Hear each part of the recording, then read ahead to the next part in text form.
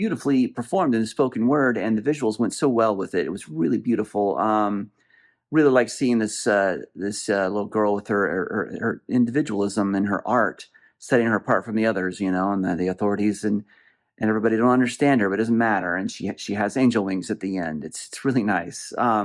Yeah, having her like be an artist and drawing in her book, and then drawing on the chalk on the sidewalk, and then walking away with the chalk wings. That was a really nice through line to the piece. So that there was, we didn't need a lot of on screen dialogue. It was just a little bit with the teacher yelling at her. Other than that, we knew what was going on visually, and the poetry that went over it was like, it was metaphor for the visuals we're seeing. The parts of this that brought me a lot of joy were to see Mabby in that first scene so happy and drawing and free from the constraints of a proper elite school, or as the narration suggests, a grammar school. And I like that the plot didn't revolve around Mabby being sad about being kicked out or dismissed from the school, but it was a very human story of like unrequited love and the fact that Willie Boone just kind of moved on, which, come on, Willie Boone.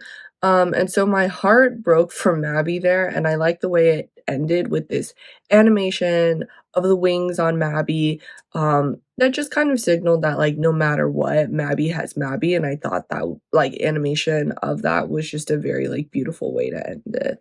That little girl is so incredibly gorgeous and did just a really wonderful job. And you can tell that she's just this pure creative soul who has this talent, just brimming, like just beaming out of her. And of course the teacher, rather than fostering that and finding accommodations and a place for her to have that outlet, really just chastises her and shuts it down. And it was so painful to watch because, it's not that, I'm sure it wasn't that she wasn't trying, but her mind was just elsewhere. And yeah, I think that's an experience that a lot of people have had. Sometimes people get the creativity, like, beat out of them or shamed out of them. Idea of being young and kind of, trying to find your place amongst your friends and or your peers at least in your school group and, having your first crush and, trying to navigate all of that.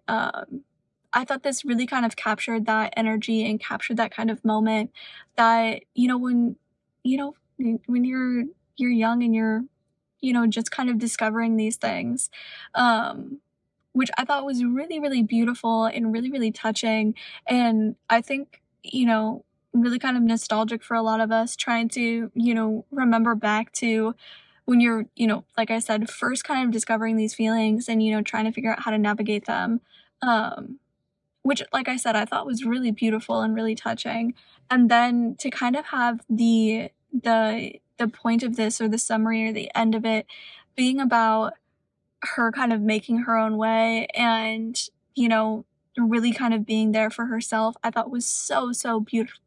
So, so beautiful and such a great statement to make. Very visually stimulating expression of the poem. I really liked the opening shot panning across the students in the classroom and the clock sound. I just felt like it was a really nice atmosphere that was established right on the get-go.